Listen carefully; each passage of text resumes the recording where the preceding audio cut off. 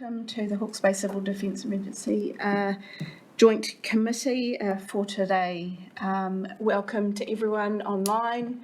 Welcome to governors, staff and visitors today in our meeting. Can we please open with a karakia? Please join in if you know this opening prayer. Whakataka te hau ki te uru, whakataka te hau ki te tonga. Kia mā kina ki uta, kia mā tara ki tai. E hi ake ana te ātakura, he tio, he huka, he hauhu, ti hei mauri ora. Tēnā koutou. There are no apologies for today's meetings. Are there any conflict of interest declarations? There are none, thank you. Confirmation of the minutes from the last meeting on the 26th of June. I'll second. We have a mover and a seconder. Mr. Symes? Just to you, Madam Chair, that I represent Tātou Waro, not Te Kahuunga, as represented in the... Thank you. Can we make that alteration, please, Peter? Yep. Thank you for that. Tātou. Before we move them, I would like to invite Mr. Tate to update us on where the terms of reference, the procurement process for the independent review have got to before we move on with the agenda. Thank you. Yeah, great. Thank you, Madam Chair. So look, obviously in the previous meetings we had updates and including the adoption of the terms of reference for the review.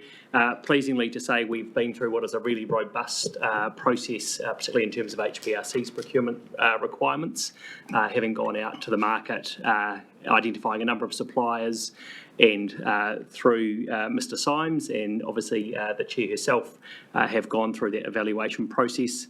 Later today, I understand, will be a media release formally announcing the identified consultant for that piece of work. That will be a consortium of Mike Bush International.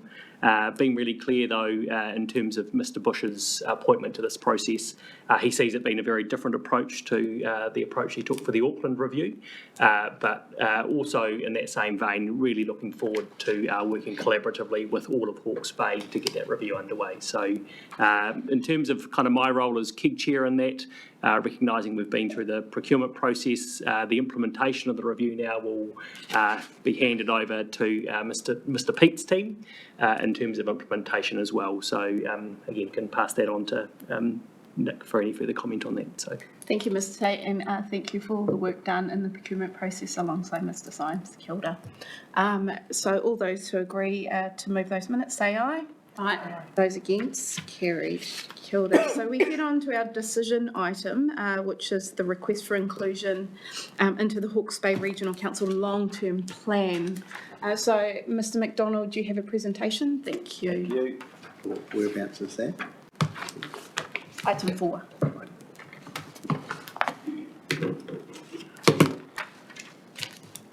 Just before I start, I just want to introduce Amy Allen, who's sitting over there. She did all the hard work with all the figures and everything in the background, but she's here also in case you have any questions about the financial side of the paper. So,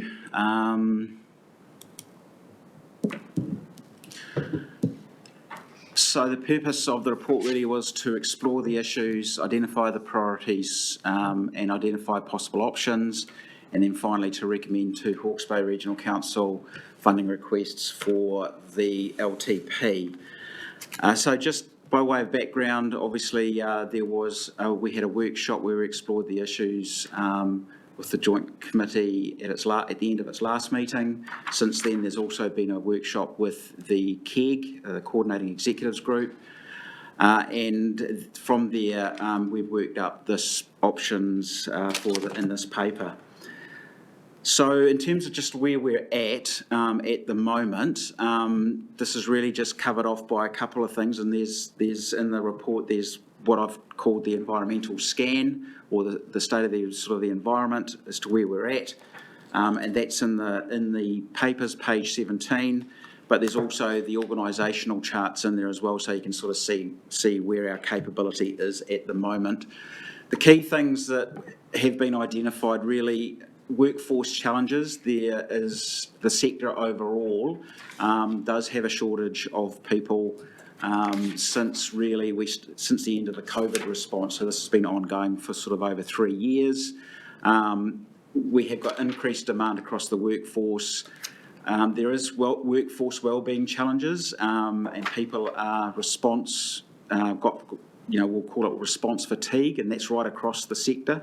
From my dealings with my fellow group managers across the country, and this really is starting to manifest itself in high staff turnover and also really a baseline of inexperienced staff and increasing demands as such on our leaders, because when we have new staff coming in, they all need to be trained and they need to be inducted into the organisation. So I suppose one of the challenging ones is around our community awareness and expectations, and so really, I'm not going to go through those in any great detail, but the expectations of what will be delivered by the system has continued to go up over the years, and it's really been highlighted every time we have a response. The level of expectation goes up, and we've had some pretty significant responses over the last 3 years in particular. So that really manifests itself in terms of our complexity, that the system is a lot more complex than what it was, and the costs of running that system have continued to go up as well. There's also been quite a bit of institutional change. So NEMA was established just prior to COVID, and basically NEMA has gone, it was the old Ministry for Civil Defence, it's gone from about 50 odd staff to almost to 200 staff, and is budgeted to go forward from there. So what that means for us is that, while that's not necessarily a bad thing, what it means though is that a lot of work gets done at a national level, and that gets pushed out to the groups in particular, we are the ones that start to deliver at a local level along with the councils. The Emergency Management Bill has been released and is on the table, so that is also going to be some change in terms of the way that we operate, and we're just working our way through that one at the moment as to what that means. Iwi Mana Whenua, our relationship has developed since COVID, and there is increasing need to work with tangata whenua around the capability development and how we partner in response, and that's reflected in the paper. Our natural hazard profile has changed as well. We have far better knowledge than what we had when I started in this role around about 10 years ago. The Hikarangi subduction zone research that's been done there in particular has really made our risk profile, has increased our risk profile. Climate change is added on over the top of that, and that impacts on all our hazards, and that is gathering pace. And then on top of that, at the bottom, we, as a economy, as a region, we don't stand still, and we're in increased development, land use changes, add to our risk profile. And for example, over the last 10 years, we've seen a large number of lifestyle developments happening in our rural zones, and that has changed the risk profile for our rural environment. And we've seen new subdivisions being opened up in different areas as well, and again, it changes our risk profile in terms of the consequences in particular.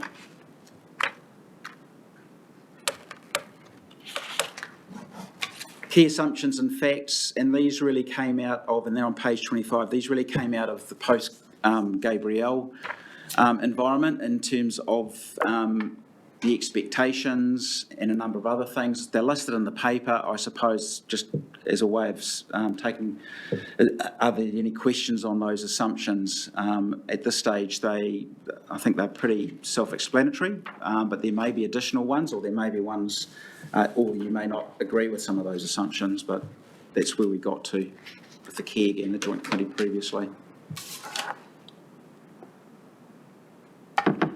Okay. So in terms of looking at our capability gaps and our resource areas, sort of broke it into these 4 areas. The first is a review of our strategic direction. Obviously, we've got a number of reviews at all levels, national review and also the group review for Cyclone Gabrielle. But also our group plan, which we started the review of actually before COVID and advanced to a certain period, to a certain level after COVID and after the Napier floods, but for various reasons that is still needs to be completed, and that is something which we've sort of highlighted for the next financial year, first year of the LTP. Operational readiness, quite obvious, community engagement, tangata whenua engagement and resilience, and our long-term risk reduction. So how do we actually identify and then have input into decisions so that we reduce the long-term risk, and I'm talking about 50, 100 years and beyond to the region. So just to dive into those a little bit, and these are in the report. Operational administration, one of the key parts of this area is about taking some of the workload, the administrative workload, off some of my more technical staff. But there's also an ongoing need for basic response systems and processes which continue to develop and continue to grow. And we still have a residual administration out of Cyclone Gabrielle as well around our claims and also equipment that we have which is being refurbished and managed. Operational planning, it's an area where we don't have a resource at the moment. So what we're talking about is a dedicated process champion around that and a subject matter expert. And it is around that escalation and contingency planning, which we took on post Cyclone Gabrielle. But also this sort of area should incorporate lessons learned, and corrective actions, and making sure that they're tracked and put into the system. But also our capability assurance as well. So helping out to make sure that we know where the different agencies and councils are within the group in terms of their capability. Iwi engagement and partnerships, already mentioned this, but it is about building on our new and existing relationships. It is about supporting iwi tangata whenua in terms of their capability building, but also how do we actually engage and partner with iwi and tangata whenua during a response. We have a bit of a gap in terms of just our senior operational sort of manager at the moment. So there's myself as the group controller, and then it's the team leader for the operational for the ops team, for operational team. What we're talking about here is somebody who is able to be an alternate controller, because we need to sort of grow that senior level. Yes. It also is about providing depth in our system for these significant events, and also making sure that somebody has got that ultimate sort of management of operational capability across the group at a senior level. So that is the other thing that this is doing is helping with our career progression of staff, because at the moment there's a big gap between the team leader sort of role and the group manager role, and the group controller role. So that's one area. Rural community resilience and engagement. Obviously with Gabrielle that has become a focus, and so it is about how do we better work with our rural communities to build their resilience, but also how we work with our TLAs who are working in those areas, and also the other rural agencies. And during the recoveries at the moment, for example, MPI and then the Rural Support Trusts are deeply involved in that. Local TLA readiness and response support. So this is really where we start to focus on working with the TLAs in terms of building their operational readiness. You may recall prior to Gabrielle, we had the Strengthening Hawke's Bay report, which recommended that we go back to a more decentralised model with EOCs and also with the welfare in particular. So this is about how do we support the councils in building and maintaining that operational capability, and they would work in direct support to the TLAs with the existing embedded domiciled emergency management advisors who are quite focused actually. They're all community engagement staff, so they're focused more on that community engagement work. It is about how do we support the local controllers and again about that assurance reporting on TLA capability, so making sure that people are trained and getting that and the operational systems are in place for response. And then just finally, long-term risk reduction. And so that is about how do we partner better with the different local authorities and others around how do we start working with that long-term risk reduction and making sure that it is recognised in decisions that are being made now, and that we properly consider the effects of these hazards on future generations. And I think part of the impacts that occurred during Cyclone Gabrielle were because of decisions that were made in terms of land use planning in particular a number of years ago. So I think that's an area where we could strengthen and it also works closely in terms of the natural hazard identification and research that we do as well. So just moving on to the options that are in the paper. The first one is around the reserve, and the reserve obviously is in deficit, and that is forecast by the end of this financial year, and it's in the paper pretty close to $3 million. And that is made up of a number of things. There was already a deficit from previous responses, but Cyclone Gabrielle in particular has increased that. In looking at the reserve deficit, we sort of looked at it, is it a short or a long time frame in terms of recovering that money? And then the question also arises around equity, so equity to different ratepayers over time. But we need to pay off the deficit and so that we can move forward, so the group can move forward. Capability options. There are a variety of options depending on your priorities, but operational readiness is a key one, and I'm not going to go through those because I've already spoken about them, but those are the areas that we need to focus on, in which the roles and the extra money that we've talked about would be focused in operational readiness, and then community resilience, and then long-term risk reduction as well. And they're listed in the report. So just in terms of cost of funding, broken into sort of 3 areas: the reserve, and we'll talk about that in a second, staff capability, which I've already talked about, but operational funding, which is non-staff. So Gabrielle Review, for example, $300,000, and that's a one-off cost within the current year. The review of the group plan, proposing for that into the next financial year as part of year one of the LTP, again one-off. But there are some ongoing costs of doing business. There's been quite significant increases, plus there's going to be some areas that need to be strengthened, and technology and equipment is one of them.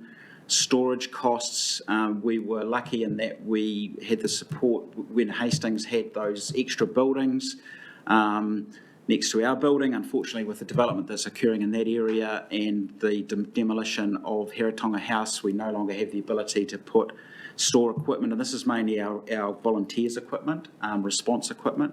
So there's ongoing storage costs around that.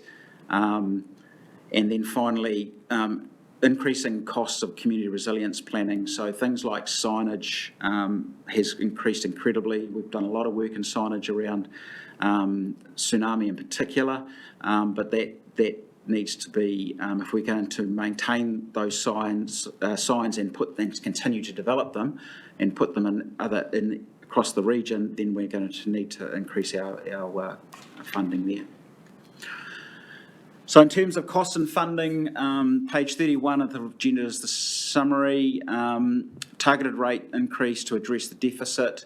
But just the one sort of caveat on this is that the final figures do depend a lot on external factors, so we're still waiting on NEMA's acceptance of all of our claims. So if that does not occur, then that may increase the deficit. It's recommended that this be recovered over 5 years, starting with the first year of the LTP, and that's at $9, just over $9 a year, and inclusive of GST. So that's the recommendation that's in the paper about the targeted rates. In terms of the current year, so this is the year we're currently in, there are the 3 new roles, which were the operational planning and administration and iwi engagement. That's over 6 months, so obviously we're 6 months into the year. We wouldn't have to go through the recruitment processes, so unlikely to recruit somebody in the current calendar year. And there's also the review costs, which are a one-off. So there's no change to the targeted rate. So the targeted rate will remain the same this year, but this will need to be added to the deficit, and that is factored into the figures that you actually have in the report. So it's all been taken into account. So starting with the first year of the LTP, there's the 2 new roles which I've discussed. There's the review of the group plan, which is one-off. So in terms of operational costs, which are ongoing, so alternative comms, our VHF network needs to be looked at and maintained in terms of its capability, but also we have new capabilities like Starlink, which we need to pay for and needs to be maintained. Common IT tools around GIS and information management, so how we work together as a region in the response. That started off as part of the work that was being done after the strengthening Hawke's Bay review. But there is ongoing costs with regards to licensing and maintaining that system. The storage of our response equipment, I've talked about that. Increased training, so we've got increased demand for training at the moment, and that's going to be ongoing. And the cost of conducting that training has gone up as well. And then there's a number of other little cost increases around signage, etc., which I've already mentioned. So in the first year of the LTP, it's $215,000 additional. That is the biggest year in the LTP process. So moving on to 2025-26, 1 new role, and that's the local council support. It's just over $100,000 additional. But you also need to remember where there's the ongoing costs from 25-26, but they would have already been factored into the targeted rate. And then finally in 26-27, we've got the role in long-term risk reduction, the additional money there, and then again just mentioning that there is the ongoing costs which again is factored into the targeted rate moving forward. So what does that mean in terms of impacts? So 23-24, the existing target rate, so that's the year we're in right now, is $43.97. That includes GST, and all these figures include GST. In 24-25, that's the biggest increase, and that's an increase of $22.87 per SUAP or rateable property. And then, so that totals it to $66.84. Next year of the LTP, year 2, it's a smaller increase, 69 cents, because some of those one-off costs like the review, etc., will and the group plan review have finished. So the targeted rate goes to $67.53, and then finally there's an increase in 26-27 by $2.30, brings it up to $69.83. So moving to the paper and recommendations. So the recommendations are at the end, so at this stage, Chair, I'm happy to answer any questions if there are any. Yeah, thanks, Ian. I might just ask Nick to add to that from a HBRC perspective and where we're at in our long-term plan process. Thanks, Chair, and just conscious that some of the operational detail probably for you as governors. I think the critical issue that the Regional Council will need to be aware of your views on as we go into our LTP will be, are the areas of change that are being proposed the right ones or not? If they're not the right ones, then there's some more work to do to feed into the LTP process. I think ultimately it will be then the Regional Council's job to worry about whether it's a 5-year repayment, a 10-year repayment, and so on of the reserve. So I think the most useful signal this committee could give would be whether the areas of focus in terms of operational change are the right ones or not. Thank you. Questions? Through you, Chair. Thank you. Thank you for your presentation, Ian. And, what's clear from Cyclone Gabrielle is the expectations of our community and the levels of a service that they expect. So I'm really interested in, like we all are, these roles and responsibilities, and for us in Heretitonga Hastings, setting up our rural resilience. We've started on our winter resilience and moving on to our long-term resilience with all our communities. But I think that, we've got to have a coordinated approach with group to make sure that we've got everybody on the page. I think that there is, I just wonder, we talk about 200 people in NEMA, and I think about, what we call wartime versus peacetime, and in preparation for our next event. How do we access more support from NEMA to help us when we have our next major event to respond to? And is that building of that capacity and capability in NEMA able to help us? So if we use Gabrielle as an example, the emergency management assistant team deployed pretty much straight away. I think though the problem with an event like Gabrielle is that it was a national declaration and there were a number of regions that were impacted. So NEMA staff were pre-deployed, the REMAs were pre-deployed beforehand. Right. And then from there, what happens is that we request support, and I requested support pretty much as soon as I arrived, which was on the Wednesday morning, and that then came from a variety of different agencies, not just from NEMA. NZDF in particular supplied a lot of people right across the whole response, and other councils as well. So that's the model at the moment. Yes. Obviously there's a national inquiry that's happening into these severe weather events. Yes. And hopefully that will bring out some lessons in that as well. So that's how we request support from NEMA in response. I think in readiness though, I do wonder about the affordability of all of this moving forward. Yes. But that's something which really is a conversation that's be had between yourselves and ministers and with the Chief Executive of NEMA. Yes. I think that's a great opportunity through the review process for us to be able to do that. Yep. Thank you. Alex? Thank you.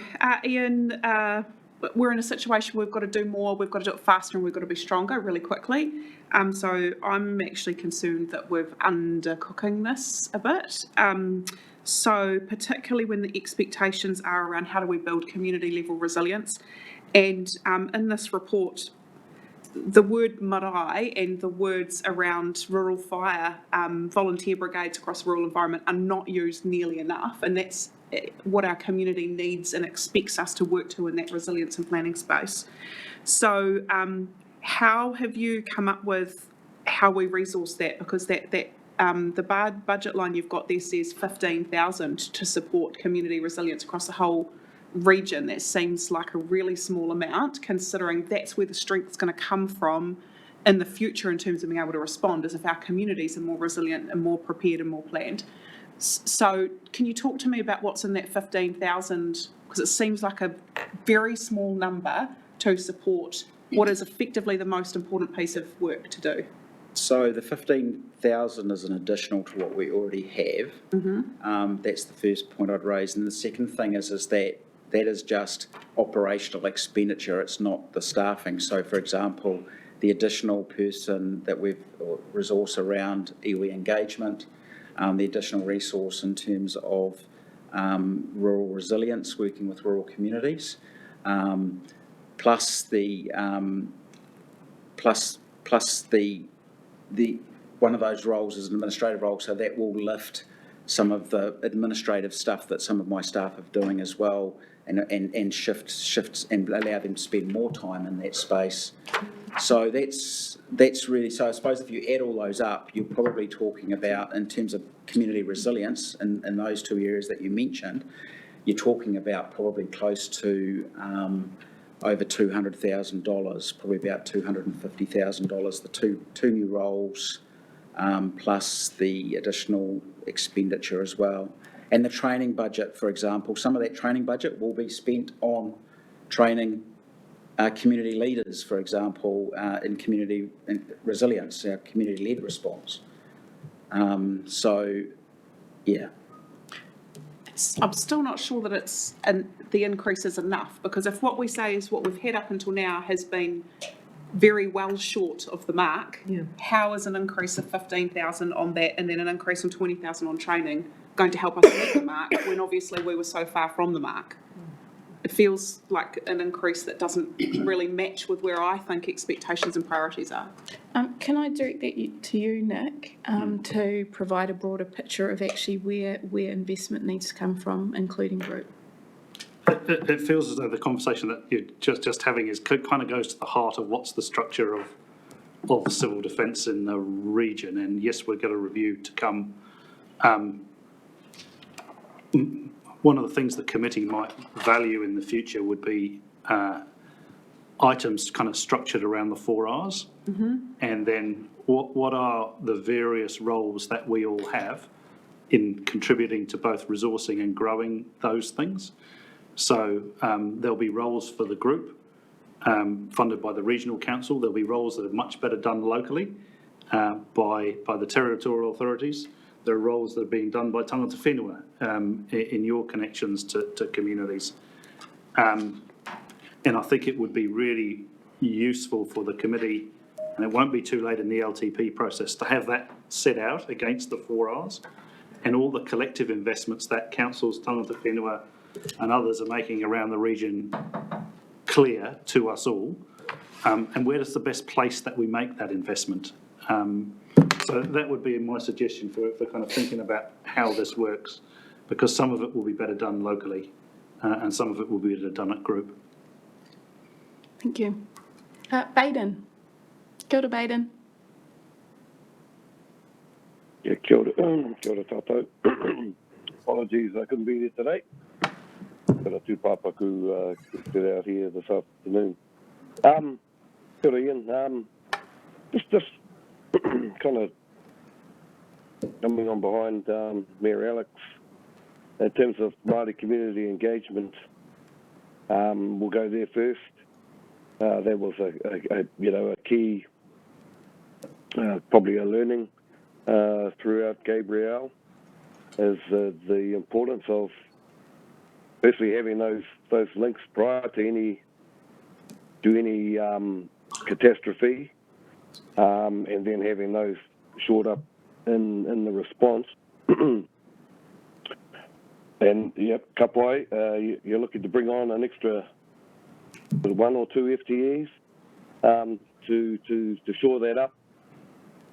But in terms of mana whenua actually engaging back this way with CEDM, we're going to increase the capacity for CEDM to respond and to engage with Māori. Have you had any thoughts around how Māori communities and just communities in general, how they don't really have a resource to engage coming back this way, There's a lot of learnings to come out of this. There's a lot of interest and a lot of motivation to do it, but often the resourcing that kind of put the barrier between that happening effectively, despite the good intent. So I'm just wanting to know a little bit more about the FTE or the FTEs that you're looking to bring on board and what their role would be, and what are your thoughts around how to either resource mana whenua or leverage through connections to increase our ability or our community's ability to engage with civil defence? That's my question. Thanks, Ian. So I think in the next paper, the one after, Audrey's going to talk to you about where we've got to with community resilience. There's quite a bit in there in terms of the way that we're working with Māori. In terms of this role, it is really about, number one, about trying to coordinate all the other roles together to support. So it's not just that one person doing it all, it's the whole system, and I'm talking about council staff as well.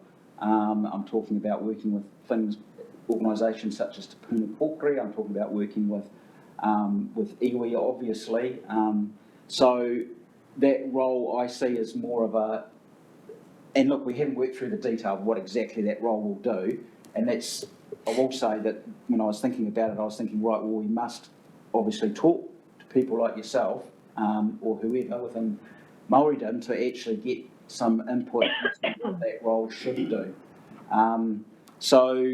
But I do think the one thing that it could do quite usefully is trying to bring all of us together in terms of my team and make sure that we're engaging collectively rather than just one role, because I don't see it as just being one role, and I also see it involving other organisations as well.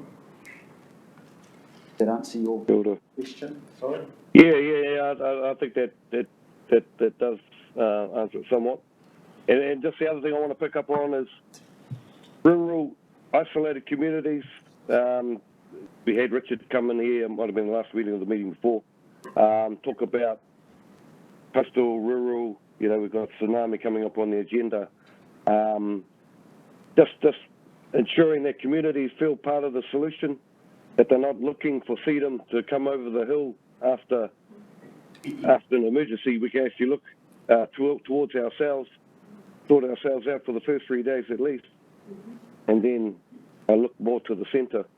So I'm really interested on that too, because we're dealing with that kind of, Richard's talking to me, hey, I need some land to put my 20-foot container up above the tsunami zone. Yeah, can we use some of your whenua up there? I said, yeah, of course. But, this is local solutions. But we still need, we can't just do this for Aroha.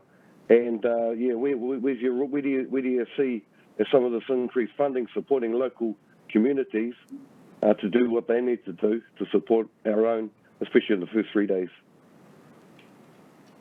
Yep, kia ora, Baden. Thank you. Ngā mihi. Any other questions? Councillor? Through the chair, just to touch on something, Ian, that you mentioned earlier, that the changes at NEMA and the changes in the emergency management bill are having a significant impact for us with costs locally. So I guess just wanting to, and this isn't the first time this has happened. This seems to be a growing trend where changes at a national policy or legislation level are creating increased costs for us in local government. In this particular instance, is there an intention for us to engage with the relevant ministers and actually just seek some sort of funding which covers the additional costs that were being incurred? I mean, we can't just continue to accept these costs that are getting pushed on us because of changes that are being made at a national level. Ian, would you like to respond? Yeah, well, most definitely. And I think once we get to the end where we have a better idea as to what our final response costs are for Gabriel. I think that's a conversation to be had because this was a national disaster and we were responding to it. And so I think that's a conversation to be had. Obviously, we're in the middle of an election period, which is not helpful. And so, yeah, and I think moving forward, I think there's a wider conversation to be had, and hopefully these will be the things that are brought out in the review, is what is the role of local government within the emergency management system, and then how is that funded? And I think that's the piece which hopefully the national inquiry will pick up on. And I'm really hoping also that the CDM, the regional one, will hopefully they'll pick up on that as well, which will then feed into the national one as well. So I think that's a question, because this is becoming more and more complex, more and more expensive, and I can only cut the salami, slice it as much as I can. Yeah, absolutely. We do have a NEMA update and our representative come on a bit later, so I think we can pose these same points to him. So through you, Chair, just one further comment answering Baden's conversation about communities standing up. HDC has just got $1.2 million from MPI for equipment for rural communities to stand up and our surrounding communities. We're going to do that work now. But I think that this poses a wider, as a region, as a group, we need to be thinking about this with Red Cross, with MPI, and thinking about collectively what are all our needs across all of our communities. We've got the leaders now who've stood up since Cyclone Gabrielle, and as a region we need to be pitching for the opportunity of more funding, and then bringing all our leaders together and providing them the equipment they need and their readiness for the next event. Kia ora. Thank you, Sandra. So we have recommendations in front of us. Oh, great. But I think we also need to go to Wellington and say, why do you need 200 down there? And just actually be honest and just say, maybe you might want to scatter some of them around the country. That's just ridiculous. All sitting down in Wellington and probably got a map on the wall and pointing at it. It's just we've just got to get realistic, and they might be able to do some of the jobs that we've got to do. That's right. Thank you. Leon. To you, Madam Chair, I support the discussion the quarter has gone ahead of me in terms of all the issues and wide issues, ranging issues. I think we just need to think about it from ourselves. What is the role and function that we're trying to achieve here? And then that will drive what the structure would look like in terms of that. I know there's a lot of resources, particularly in rural communities, that helped and assisted. There's a lot of resources out there, iwi Māori as well, that can help. There's a lot of resources that Ian has already identified. It's about bringing those resources together on a cohesive structure that enables communities to be the drivers in any response, rather than have a command and control type structure which waits for someone to give something. Yes. It's rather a structure where that empowers those communities, those close on the ground, that can act and enable the response that's required at the time. So we just need to be mindful of designing it and focusing on what's the intended outcome, rather than answering to central government, the bunker as such, and even what happens in the bunker, to make sure that we have something that communities can see themselves as being part of, rather than not part of. Thank you. And I take that point. And Ian, are you envisaging the review of the strategic direction to include the roles, clarifying roles and responsibilities? Yep, most definitely. Yeah, because that's the group plan is where it all starts. That's our strategy. So there's one of 4 areas to look to enhance and therefore include in the LTP process. Yes. As well as the deficit of next to $3 million, which, to be honest, we can't get away from, and status quo is not what we're looking for in terms of funding, which is pointed out in point 51. Okay, so if there is enough discussion, are there any areas that you'd like to see changed in terms of the recommendations? We've got 1, 2, 3, and 4.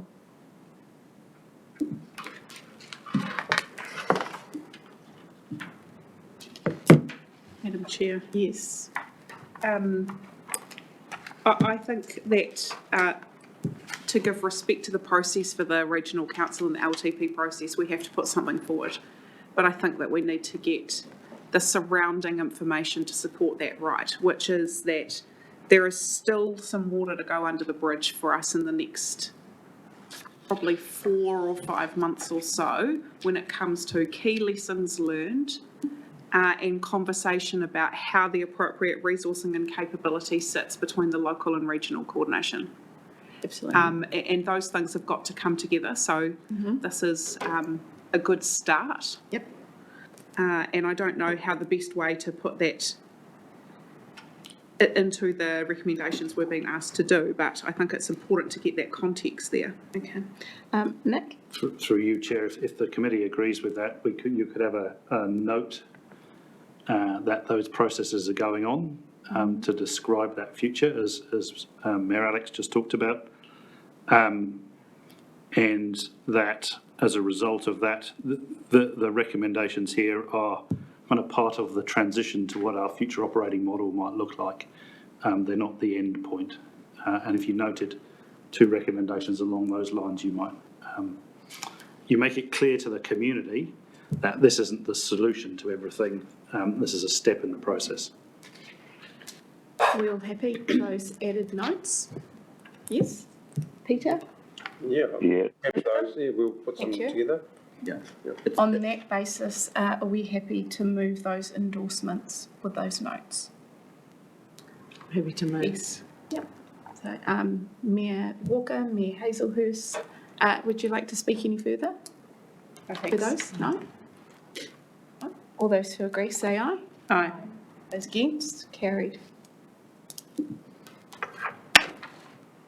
Kia ora. Let's move on to our next agenda item, which is around information around the GNS Science Tsunami Modelling in Hawke's Bay. Now, this was presented last November to the committee. Yes, that's right. This item is to update where the community engagement and education developed and next steps. Thank you.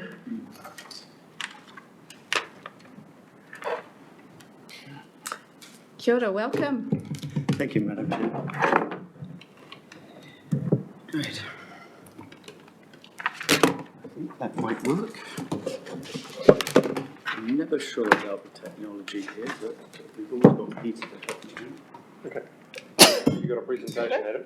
Yeah. Just change it, yeah. Which one do I have to plug in? Anyone? That's it. There you go. Are you plugged in? Yeah. Go. Okay, it's up. Great. Thank you. Thank you, Adam. You can teach an old dog a few new tricks.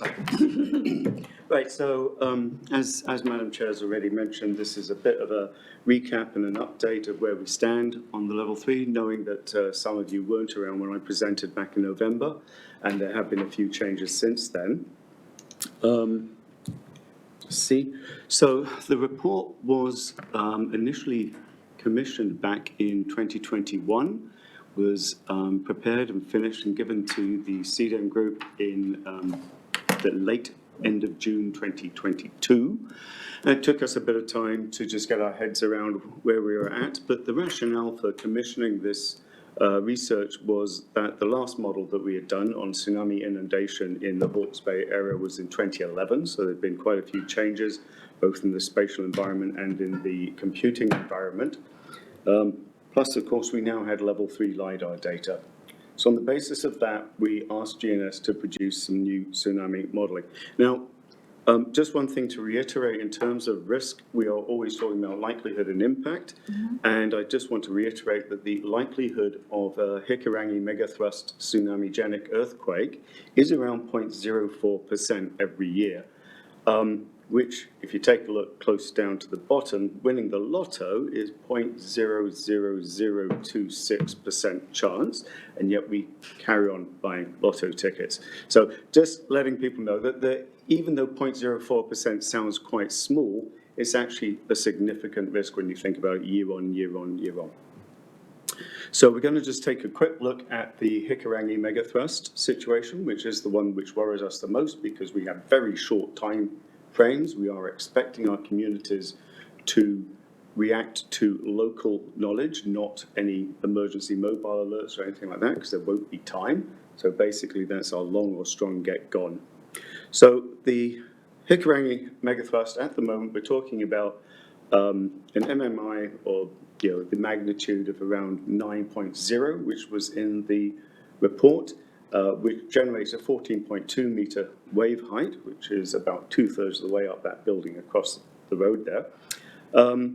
And the good news is that at our present sea levels, it is significantly less inundation than the previous model. So the previous model showed quite a lot of inundation across the basin from that 9.0, and now it's a lot less. So a lot of the inland areas of Napier, so Piramai and Tamateo and Onakawa, places like that, which were previously inundated, are not inundated anymore according to the model. And of course, we always have to say it's just a model. But there's quite a significant reduction. So that's the good news side of it.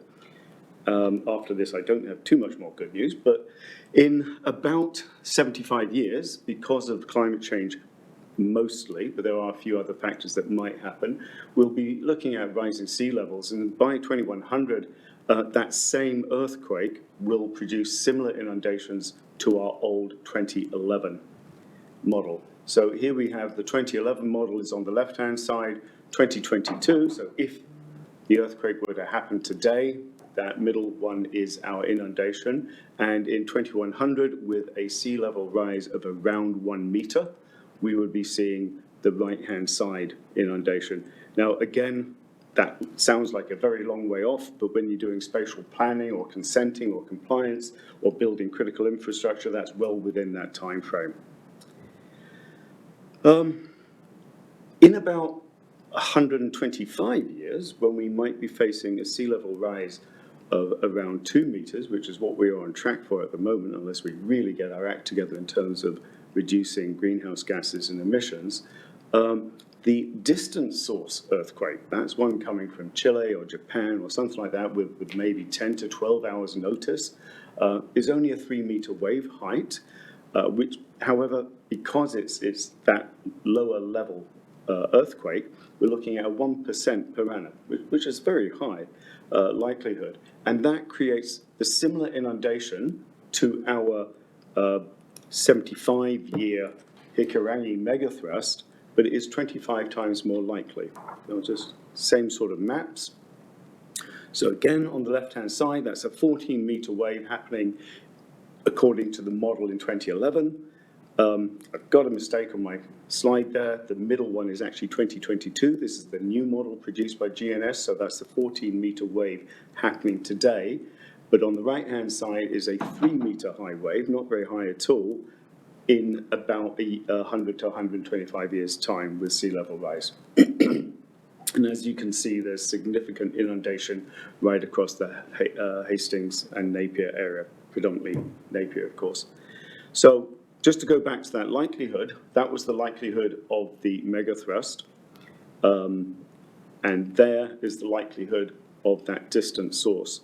The megathrust is now much smaller, so you can see that 25 times more likely. So on the basis of this, we went out and did some socialization with various groups.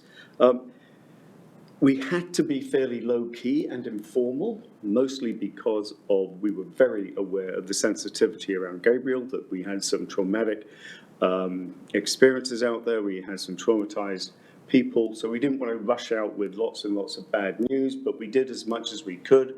There were a couple that said they didn't want to talk, but most people were very grateful for the information. I think, if anything, Cyclone Gabriel had raised an awareness of risk and the necessity for risk reduction across the board. So a lot of people were saying, yeah, Gabriel caught us out, but what about these other ones? So we have presented to all the councils and other stakeholders, including consultants like Barker, who are doing the FSD. We've talked to a few businesses such as PanPac and the community groups, Cape Coast, Awatoto, West Shore, on a more formal level, but mostly it's been that informal And as I said, most of them have been very happy to receive the information. It has, of course, opened up a lot of questions as to, well, what happens? And that is why recently I've undertaken a study into vertical evacuation structures. It's just a feasibility study at this point. We do have GNS running some workshops this week, actually, on agent modeling to find out social behavior. So we're not just saying things are bad. We do want to say, but we can do something about it. The usefulness, of course, in this report is a lot of it is about spatial planning, community awareness, risk mitigation, both at a council and community level. NEMA are already using this report, this data, as are EQC, GNS and others. As I said, GNS are running some workshops tomorrow and Wednesday, and that is partly based on this report. And we do have some new national guidelines on tsunami standards and signage and things of that nature, which ties into Mr. McDonald's speech about more money, because we will need to generate new signage and things of that nature. But yeah, this report is being widely used, and I think we definitely don't want to be caught with everyone else aware of it, and we aren't. So at this point, that's where we stand, and I will leave it at that. Kia ora, thank you, Adam. Fantastic presentation. And just thank you for the way in which you've sensitively gone to communities knowing that they're going through their own recovery. So just open it up for questions or comments. Yeah, Thank you. Through the chair, a couple of questions, Adam. Firstly, in the next steps, you note that the 2011 report will be replaced with this latest one on the CEDAM website. What's the timeframe around that being updated? I've been talking to the GIS people. I gave them a heads up about this a few months ago, and I did want to hold off until we'd had this opportunity to discuss to make sure there weren't any other obstacles. The GIS people tell me it's probably going to take them a couple of months to. There's a lot of technical stuff about rasters and polygons and things of that nature, but I do suspect it'll be up before the end of the year. At the same time, of course, other people are using it in other ways, so we want to make sure we're aligned with the current data. But yeah, I'd suspect the end of the year. Thank you. And then also the next steps here in that the National Tsunami Steering Group is expected to be working on this with directors' guidelines for setting national standards, and you've made the comment in here that it's likely to require a redefining of these zones here in Hawke's Bay. And in particular, interested in that the new model will be used to set evacuation zones that minimise over-evacuation, because as you can appreciate for us here in Ahuriri Napier, that is particular importance. So do you know for this one what sort of the timeframes might be around that, the new model and those new zones? Yeah, that's nothing really to do with this particular report, but I do sit on that steering group. And they've just extended the date for inputs into the final draft, but it's basically this week. So we are expecting by the end of the year that we will have new guidelines, new standards. It hasn't completely been finalised, but we are looking at going probably to one zone instead of the 3 zones that we have. Much more focus on the local source, the long or strong get gone, because with the others we do have an opportunity to reach out to people through emergency mobile alerts or police or other methodologies, but that local one we just don't have time for that, so it's decided that is what needs to be in the national standards.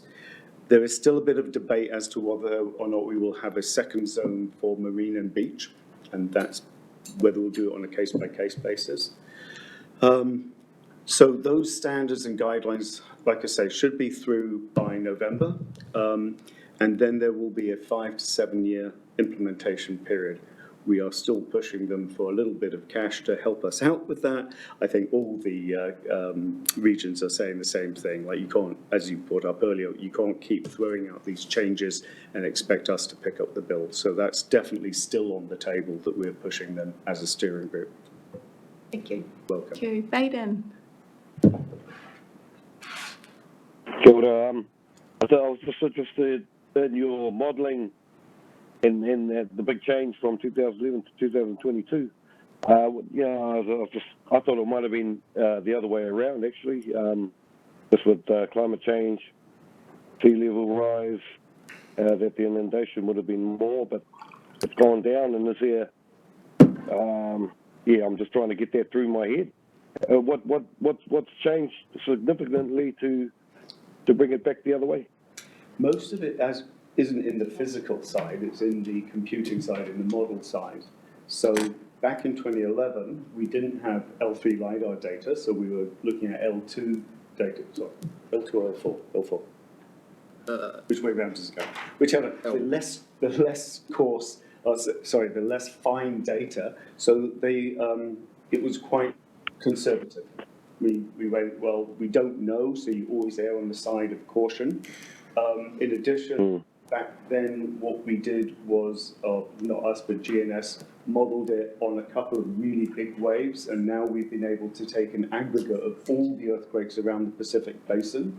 But probably one of the biggest things in the new model is that it uses something called the Manning's coefficient of roughness, which essentially says, look, water does not move as fast when it's going through a built-up urban area as it does over a flat plain.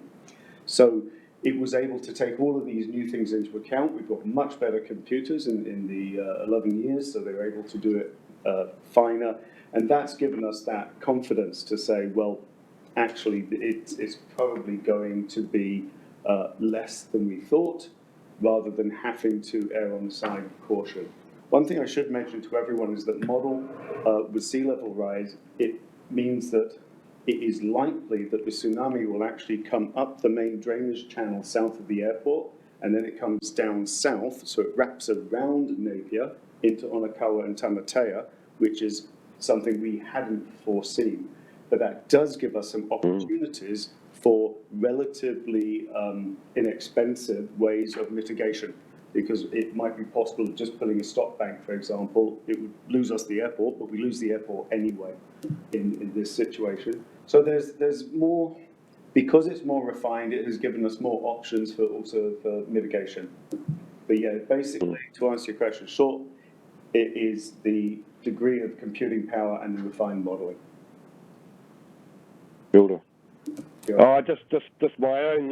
When I looked at the map, I thought, geez, I thought a big wave, 14-metre wave, would come straight over Marine Parade and just kind of work its way down that way. But no, computers have probably got better. Yeah. And whoever decided to put that in shingle berm, good decision. It helps a lot. Yeah, Ian? Yeah, I think we need to remember it's a surge. It's not like a big wave that comes in like we see out there now. It's a surge of water, and when it hits, what we're told is when it starts to hit the berm along Marine Parade, that distributes the water and it goes into different places. So look, just also to be clear that this is a model that only goes from Tongoyo to Clifton essentially, or Cape Kidnappers, and because it was very expensive to do. It was $150,000 to do. I know that they are looking at a national level of doing this across the whole country, so bringing in the other areas as well. But it's quite expensive to do. So hopefully the Tsunami Working Group, I think that there's been some discussions around a national model, because at the moment there's 16 different models around the country. And so a national model is the way to go.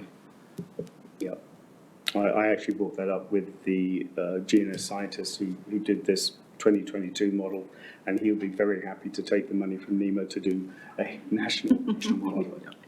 Mr. Symes. Yeah, through you, Madam Chair.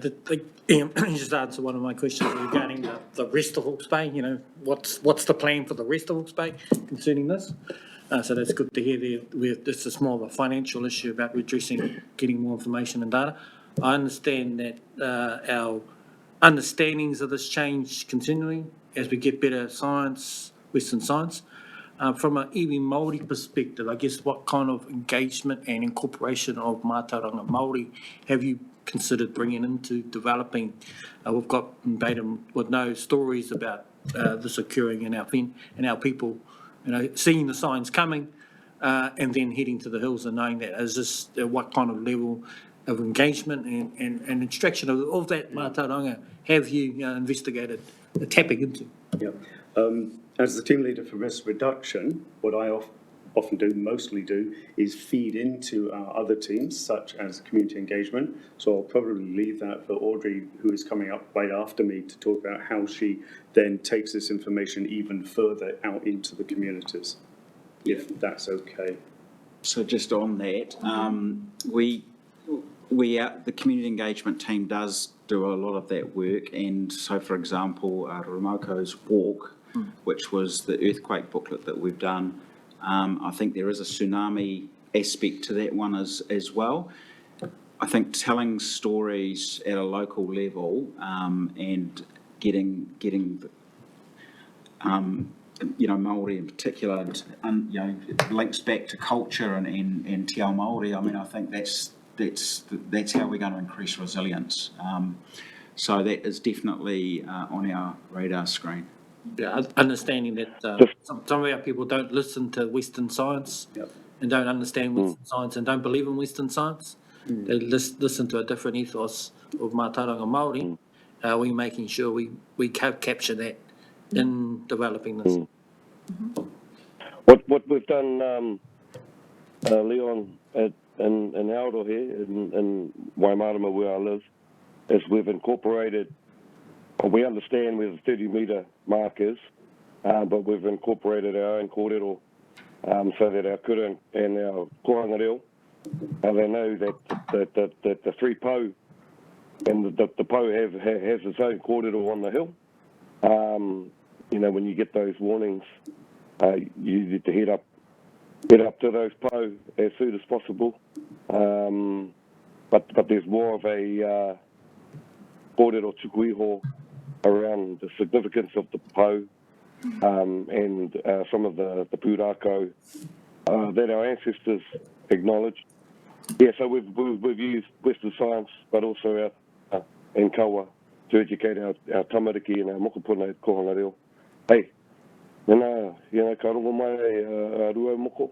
If you hear ruau moko, well then, you need to get up there like our tupuna Tiaki Tai, head up onto his pou, and you'll be safe. So I think there's ways of doing it, but kei te tika koe, Leon, some of our whānau, they don't take too much heed to Western science, so we have to learn ways of telling those stories ourselves. Kia ora. Thanks, Baden. Audrey, I've seen you pop up. Would you like to add to some of the engagement that you've had with iwi mana whenua? Sure, thank you, Madam Chair. I just wanted to add that we're in conversations with scientists from GNS, in particular Calvin Tapuke, about including mātauranga Māori in some of our workshops. So it's very early stages. They're coming to Napier, I think, tomorrow, and our team is meeting with them. So we're really keen to incorporate that into our workshops and obviously consult with mana whenua as well, because the local stories, I believe, are always the best. I love the sound of the three pou at Waimarama, so yeah. Kia ora, Audrey. So, Alex, kia ora. Just expectations from where to now. So this is important information if we act on it and actually change something to reduce risk. And so it talks about, in the next steps, it talks about making better decisions on safety and long-term risk reductions through land use planning. I'd like to know specifically the directive that the group would give to the regional council and the TAs and what they need to do. So the things that come to mind for me are regional adaptation plans, the regional resource management plan, and policies. And for coastal risk, there is the role that regional council and the TAs have together in terms of how they look at this risk and how they implement that into their resource management policies. And I'd just like some assurance that us noting this doesn't just mean that it sits there with a nice description on it, but it's not actually pushed into the planning environment. Can you talk to me about how you do that? Sure. I mean, Adam may wish to, but we work with the planners across all of the councils, and all of this information is given to them. Plus, we are working with the regional council policy team around developing the policy, and also with the changes, with the new legislation around, the replacement of the RMA and what's going to be required as part of that, the spatial plans and all the rest of it, we'll be working with that as well. So that's the primary part of it. The other part will be around people, so into the LIMS system and all the rest of it, which it already is. We already have our existing modelling in the LIMS system. So yes. So the thing that concerns me is actually the translation of this actually into what is the risk appetite around our planners when they're giving consent to build in these areas, and what does that look like? And is that a local risk appetite through the TAs, or is that a regional risk appetite that's set through here? And how are we going to navigate that? Because if we're going to learn lessons from the past about land use planning, how are we going to do that? So it is local because currently under the RMA plans, that is done by the district councils.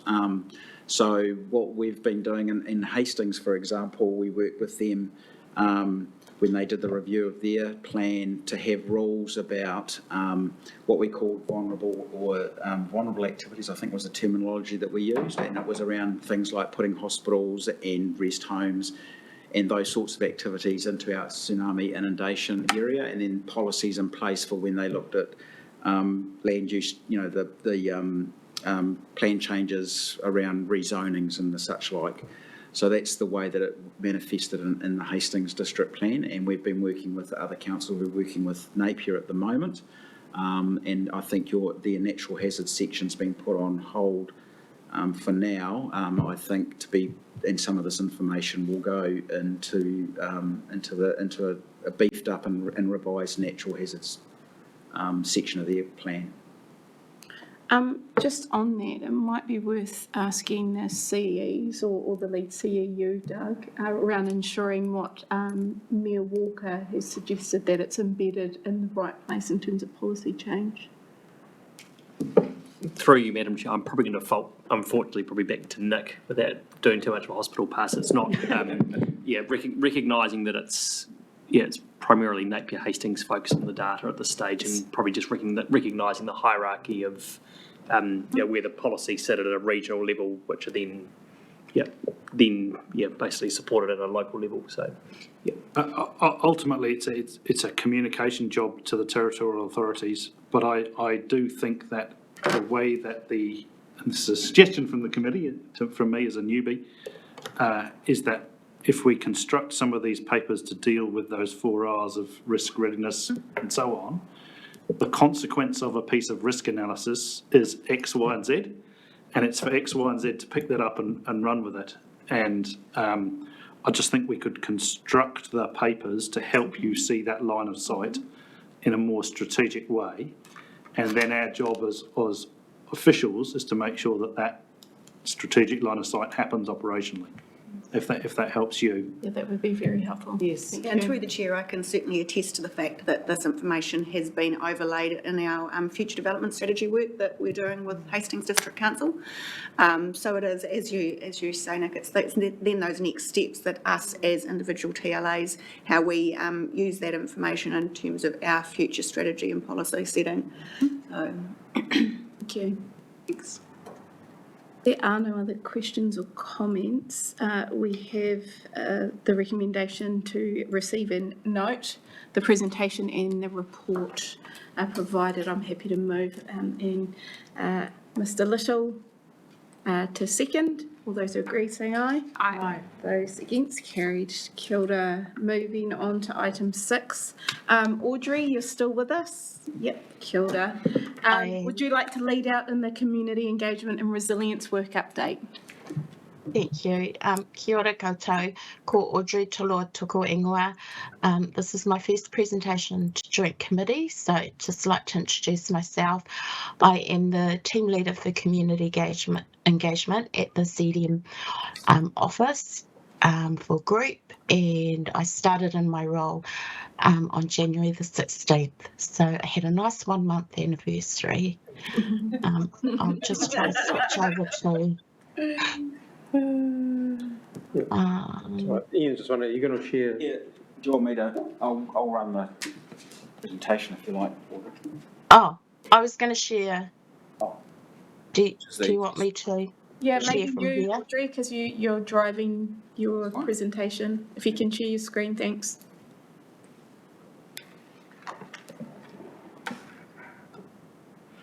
Kapua, yes, we can see it.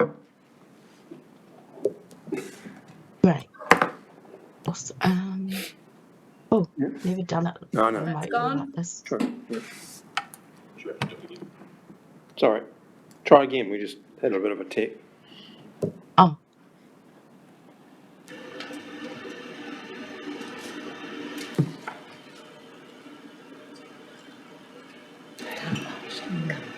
Fantastic. Yep, it's up. great. Yeah. Okay. Apologies if you can't see me. But I'd just like to thank Madam Chair and the members for allowing me to do this presentation, which will provide an update of what our community engagement team has been doing in the resilience space in the last few months. So just to give you an overview of what we've been doing since June, the community engagement team's focus has been in supporting the regional recovery plan and in particular the whānau and community wellbeing PO. So under that, we've aligned with the action plan to create resilient communities through providing emergency preparedness plans. We have taken the individual plans that were put together for the recovery plan and identified the priority communities that needed emergency preparedness plans. And as you can see there, we identified a total of about 52 priority communities, and given that our group office only has 4 staff in the community engagement team, we kind of identified that there was a bit of a challenge there to roll out those plans. So in the spirit of whakawhanaungatanga, we looked to our wider seeding group, and in early July we had a workshop with those members to discuss the issue of meeting that community need and the lack of resource that our group office had.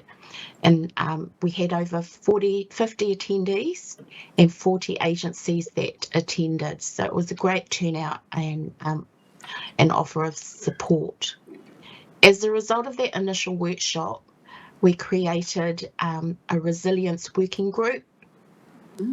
And within that working group, we have 20 members who have come from council, emergency services, iwi, hapu, and welfare agencies. And since that initial workshop in July, we've been doing some planning. And as Mayor Walker referred earlier, we've been trying to do it more stronger and faster.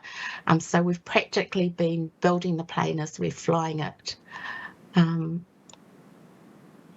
So just to give you an idea of our plan for the next 3 months, our community engagement team looked at doing a reset back in June, July. We realised that our community resilience strategy needed to be reviewed because it was last updated in 2016. So we had a planning day and we put together an action plan and some main objectives which aligned with what we'd collated in the resilience working group as well. We also looked at the group welfare role. So the senior advisor did sit in the operational readiness team, and we thought that as a leadership team, it made sense that it sat under the community engagement team. So that's now been restructured and moved to the community engagement team. And in response, I will actually take on the role of group welfare manager, and the senior advisor, who we are in the process of recruiting, will support that role during BAU with processes and ensuring that we have a plan in place for when we go into activation. So we're currently in the process of planning. There's a lot of planning going on as we're starting the execution as well. So it is very much the building and the flying. We have agreed on the coordinated multi-agency approach through the Resilience Working Group, and that seems to be working really well. And within the Resilience Working Group, we agreed on 3 objectives. So those 3 objectives are that we would provide that coordinated approach to support communities with our shared staff resources. And the second objective was to provide regional guidelines and definitions for emergency centres. So I think we would be all in agreement that there is a lot of confusion around whether a centre is a civil defence centre, whether it's a hub, a community-led centre, a welfare centre. So the community engagement team are planning to roll out those guidelines in the next couple of weeks. We've almost finalised those, and we're quite excited about some of the new changes that we've incorporated into that. And the third and final objective that our group is looking at is to build that response capability with training. So as Mr. McDonald referred to earlier, there is a real need for us to do that within council, even within our CDM office, and obviously within the community as well. So at this stage, we are at the initial stages of rolling out some of the community resilience workshops out in the community, while we are still designing some of the concepts. So it's a little bit of a challenge, but we're keeping with the pace and really keen to support the councils and the pace that they're maintaining as well. So those workshops, in addition to that, we have agreed on a new model for community hubs, and we think that it endorses what a lot of the communities I guess stood up during the Cyclone Gabrielle response, where they set up their own hubs and mainly to support their local community. So we have adapted a model from Wellington Regional Emergency Management Office, or REMO in short. Their concept for a community emergency hub has been in existence for 10 years. It's been quite a success, and the main I guess ideal behind it is that it's community led. So the community decide how they want to set up their hub, and the agency supports them with resource and training. So that's what we're about to roll out. We just have some staff that are in Wellington doing some training on that, and we hope to roll that out as a train-the-trainer amongst the staff that is supporting us in the Resilience Working Group, and they will hopefully roll that out in addition to the community resilience workshops. In addition to that, we are also supporting Te Puni Kōkiri with their marae emergency preparedness plans. We're aware that they have been doing a lot of mahi in that space with regards to their Kaingarua model. So rather than double up, we are in support of them and keeping in close communication with what they need. So next steps over this 3-month period is we are currently recruiting for 2 vacant roles, which we are covering in our team. We currently have the vacancy of the Senior Advisor for Welfare, and we also have the comms role, which is vacated by Rob Johnston, who has gone on a 20-month secondment to the DPMC recovery unit.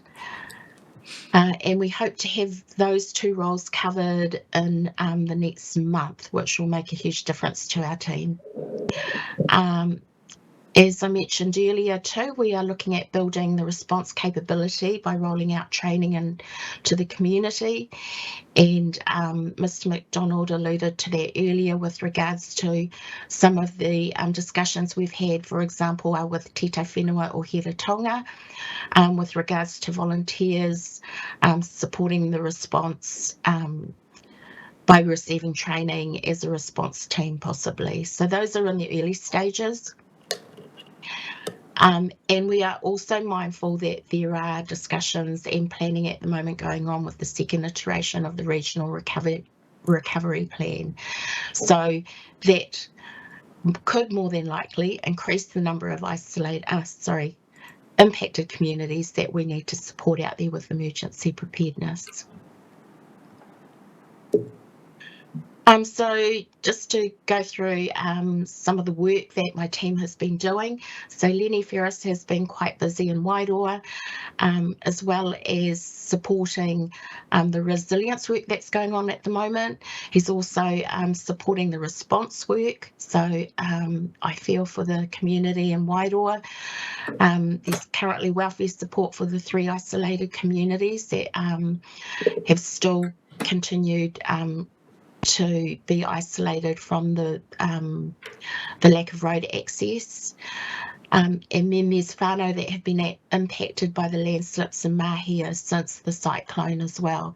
So they are being supported with welfare support too. This Wednesday, Lenny is supporting the rollout of the community resilience planning that is in Rongo Wahine area. And then he's also coordinating council staff response training. So we've had some foundation training there, and we've also got some Sims 4 training about to happen. Something really interesting is that Lenny is helping to coordinate is the restoration of marae taonga workshops, and included in that will be the emergency preparedness workshops as well. And then he is also supporting the welfare manager with building capability within the community emergency hubs. In Napier, our Napier advisor commenced early last month, and she's very much been going stronger and faster. And she is finalising the West Shore Community Resilience Plan. And in addition to that, we're really keen to get some feedback from that community as to whether they found their plan useful during the cyclone response, and what areas we could work on. If not, it would be really interesting as they were the first community to implement that community resilience plan template. Tammy has also commenced discussions with Maraenui community with regards to their resilience plan, and she's also working with council with regards to assessing CDC Civil Defence Centre locations and their appropriateness with regards to the hazards there. Other things that she's working on are the Positive Ageing Emergency Preparedness Plan, and one thing that was mentioned earlier in this meeting was lifestyle blocks, and owners were impacted during the cyclone. So we have taken the Wellington and the Auckland handbooks, and we are using that as a guideline, but what we're really keen to do is consult with iwi hapu with regards to some of the content that they could provide within that as well.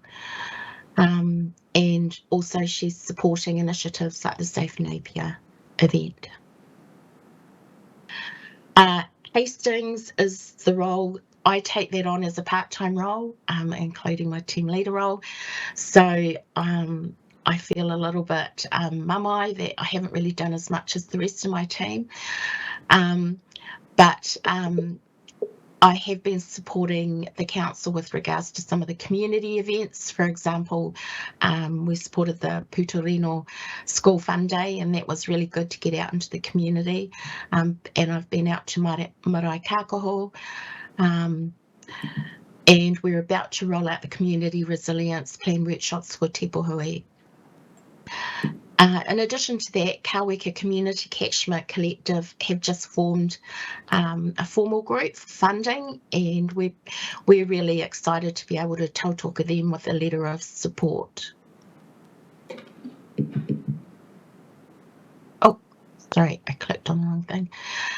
And then we have Central Hawke's Bay, and we have Pip Dixon there, who's domiciled there,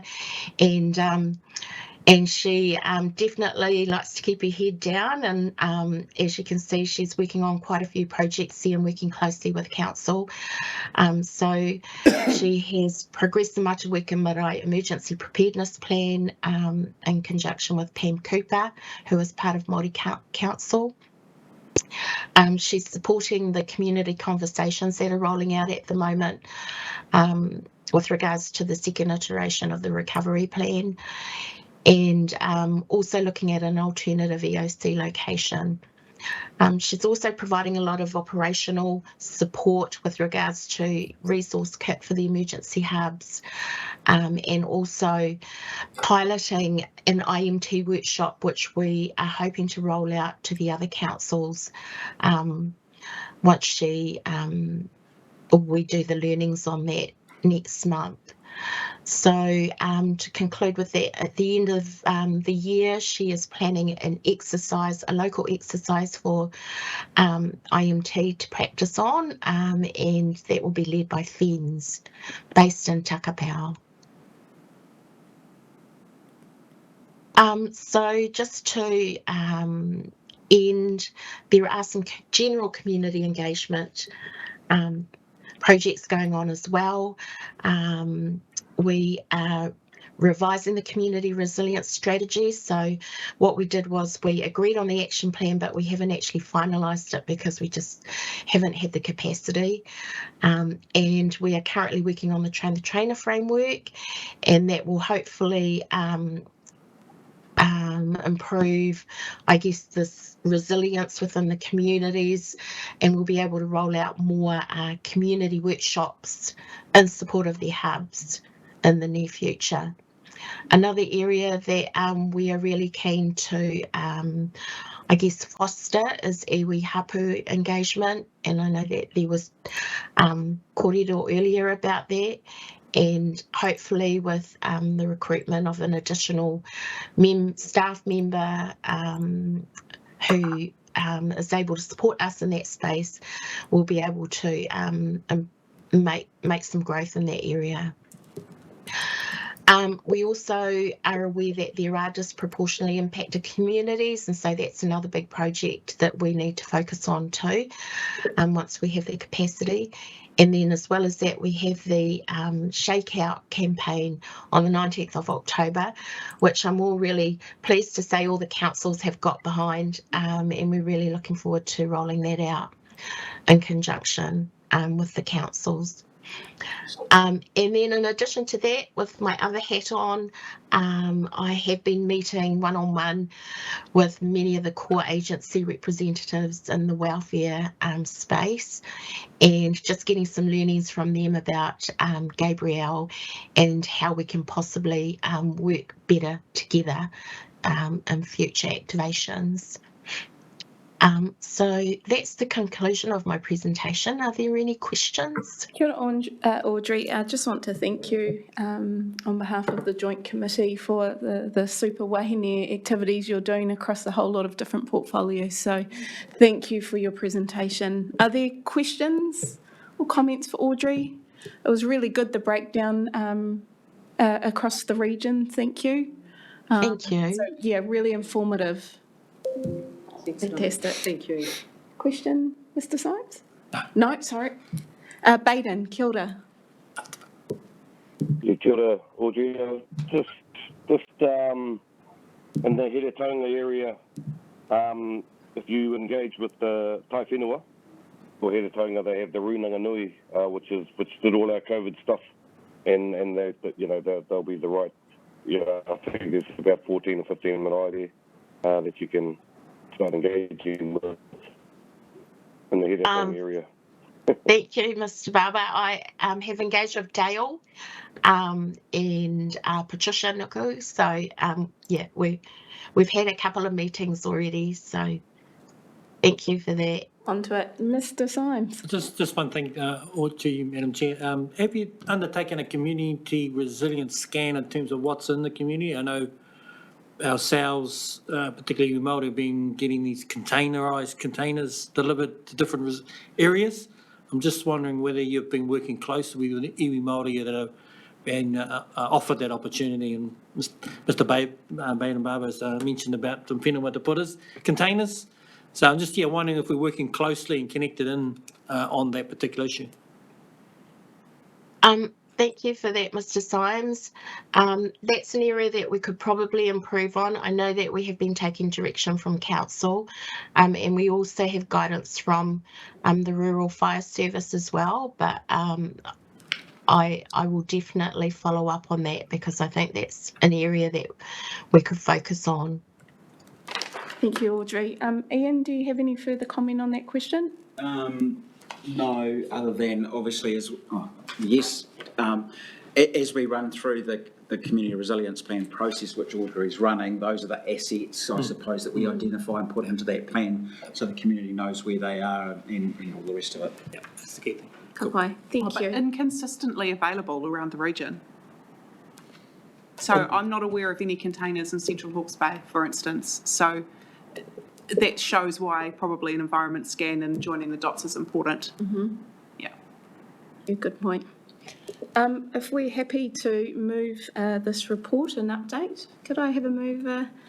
Mayor Wise and Mayor Sandra.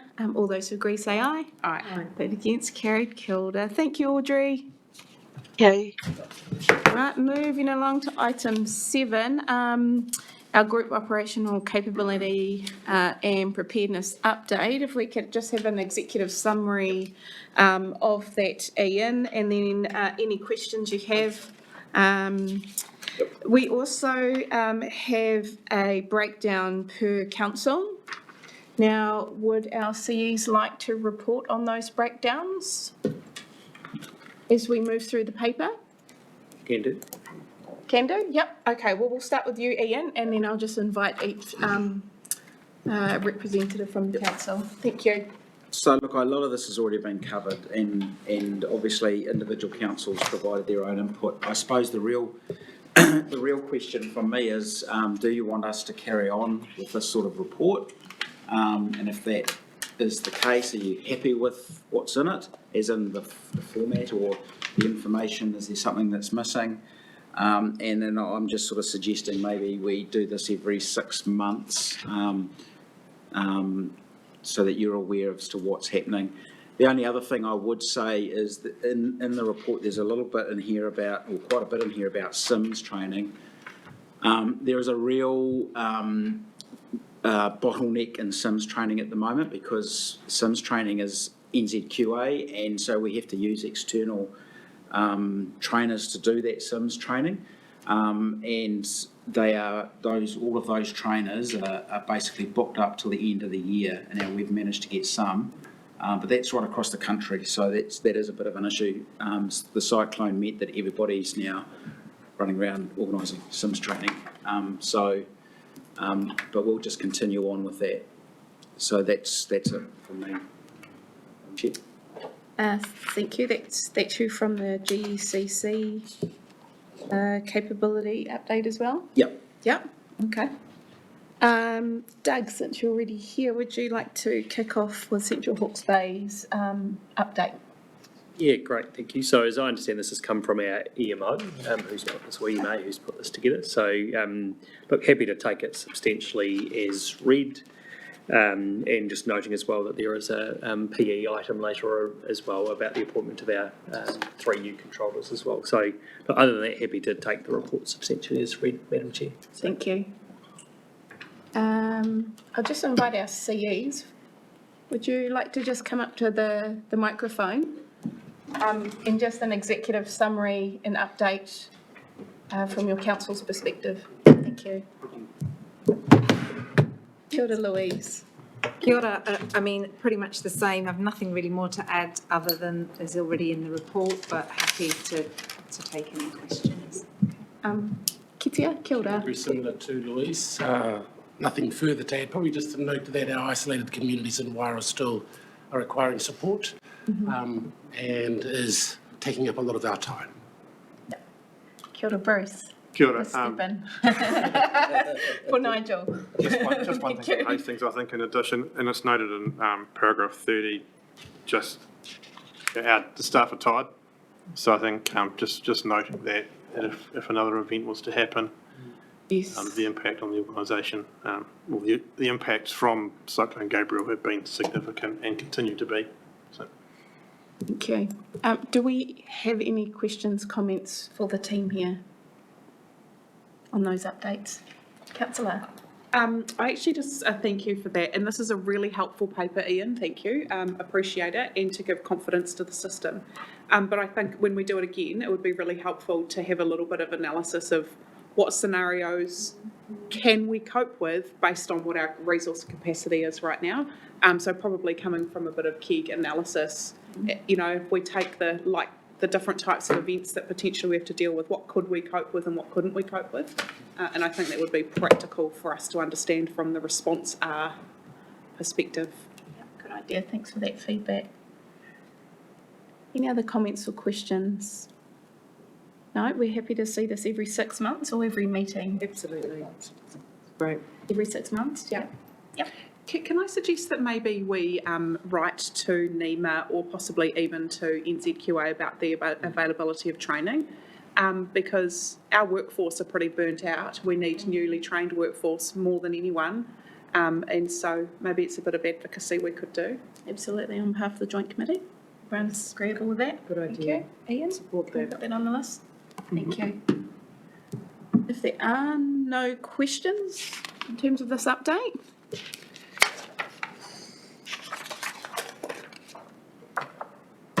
that was faster than I thought. Right, if we can. Happy to move. Yeah, happy to move. And second, all those agree say aye. Aye. Those against, carry. Thank you. Thanks, team.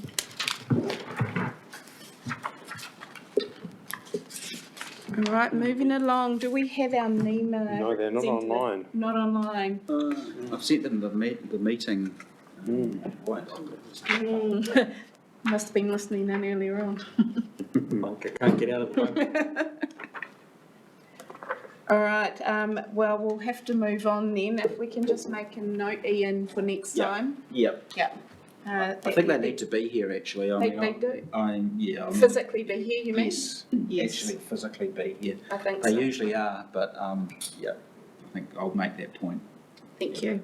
And I will follow up on that with your email as well. Yep. Okay, moving on to our next item. We are going into public excluded.